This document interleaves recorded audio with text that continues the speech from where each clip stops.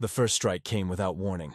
The Draxari, towering beings of glimmering obsidian, had descended upon the outlying human colony of Novaris Prime like a plague of fire. Their fleets sliced through the atmosphere, burning cities into ash before the residents could comprehend the attack. Orbital bombardments shattered the crystal spires that had taken centuries to build. The colony's defense drones were reduced to slag within minutes. Survivors huddled beneath craters, staring at the void of space, wondering if their screams even reached the heavens, and the Draxari celebrated.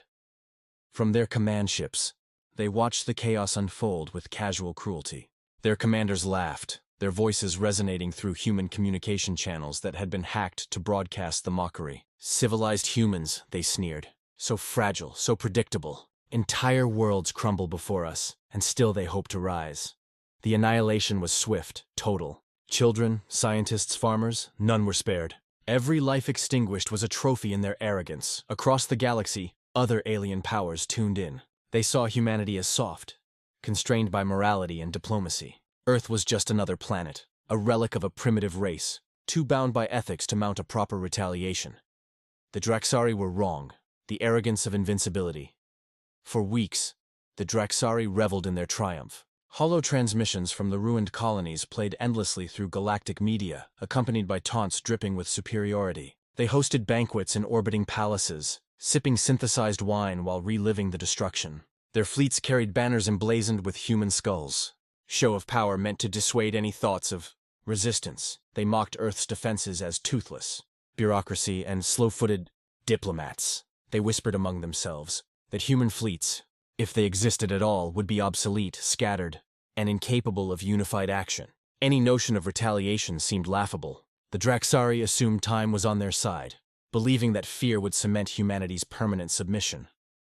And yet, beneath the veneer of calm, a storm was brewing. The first flicker of silence Earth did not respond immediately. At first, the silence seemed like acceptance. Galactic powers whispered, mocking, certain that humanity had been cowed. But Earth was not idle. Command centers lit up across the globe in secret, constructing strategies that no alien intelligence could anticipate. Underground bunkers thrummed with activity, and shipyards long thought dormant roared back to life.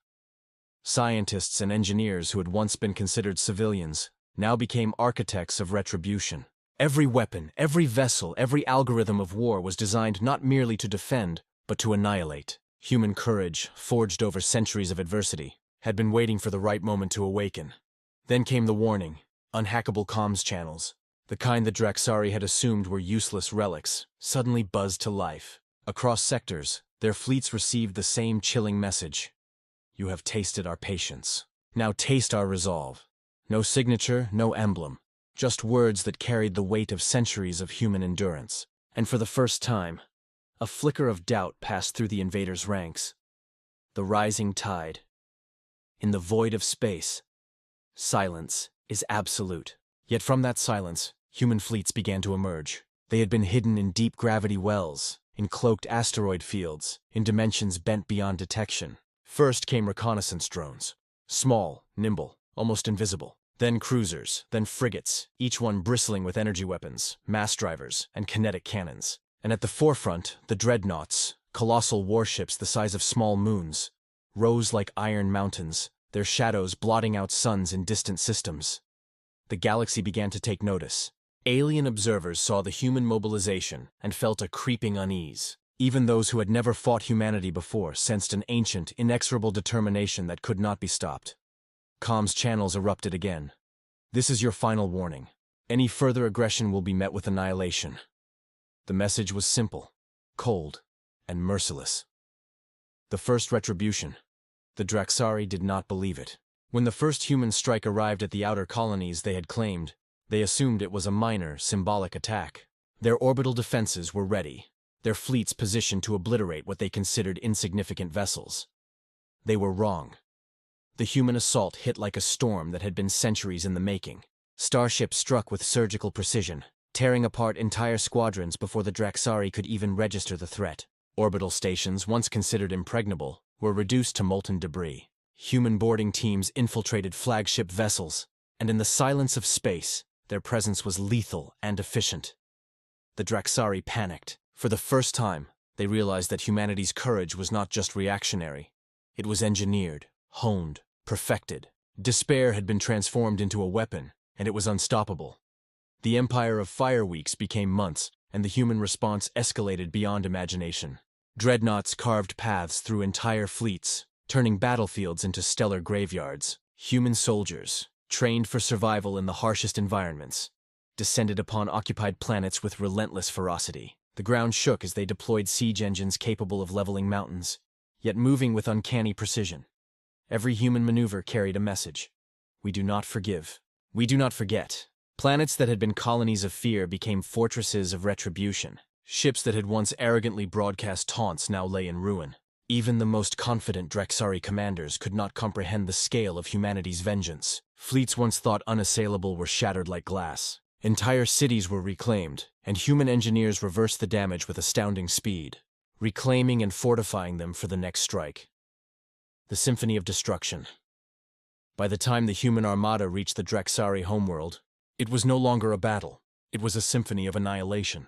Hundreds of colossal dreadnoughts blotted out the stars, their weapons charging with destructive precision. The very vacuum of space trembled as mass drivers and energy beams ignited. Orbital bombardments carved valleys into mountains and boiled oceans into clouds of steam. On the surface, human soldiers advanced with inexorable determination. They were not merely soldiers. They were the embodiment of centuries of patience and suffering. Every blow they struck, every structure they destroyed, was a testament to humanity's unyielding courage. The Drexari leadership attempted to flee, attempting to hide behind force fields and fleeing fleets, but nothing could escape the human onslaught. The final transmission from the Drexari High Command was a whisper, almost lost amidst the cosmic roar. How can they be? The answer was simple. Humanity had turned despair into victory again and again. The silence. After the storm, when the smoke cleared and the last remnants of the Drexari were either destroyed or in retreat, the galaxy felt a new order. Human fleets did not linger unnecessarily. Their vengeance had been thorough, precise, absolute. The stars themselves seemed quieter after such devastation, as though space mourned the reckoning it had witnessed. Whispers spread across every system. Never provoke Earth again. Human courage had not only survived, it had become a force that reshaped the galaxy. Aliens once arrogant and cruel now measured their words carefully, knowing that humanity's patience was as deep as the void, and their vengeance infinite. And Earth? Humanity returned home quietly, not boasting, not celebrating. They had done what was necessary. And yet, in the hearts of those who had witnessed the campaigns, a truth remained. Should Earth be threatened again, the courage that had turned despair into victory would rise once more. Darker, colder, unstoppable. The legend lives on generations later. Storytellers would recount the battles in hushed tones. Children would hear of entire fleets vanishing, of planets reclaimed, of soldiers descending like storms that could neither be stopped nor reasoned with. The galaxy learned a simple lesson. Arrogance against humanity carries consequences that stretch farther than imagination, that endure longer than memory, and that strike harder than any force in the known universe. Every colony rebuilt, every fleet reforged, every soldier trained. These were not mere acts of defense. They were the embodiment of humanity's eternal principle. Courage, when faced with despair, does not falter. It transforms. It conquers. It returns with a vengeance that is absolute. And thus, in every corner of space, the echoes of human courage endured, a constant reminder. When humanity rises, victory is not a hope, it is a certainty.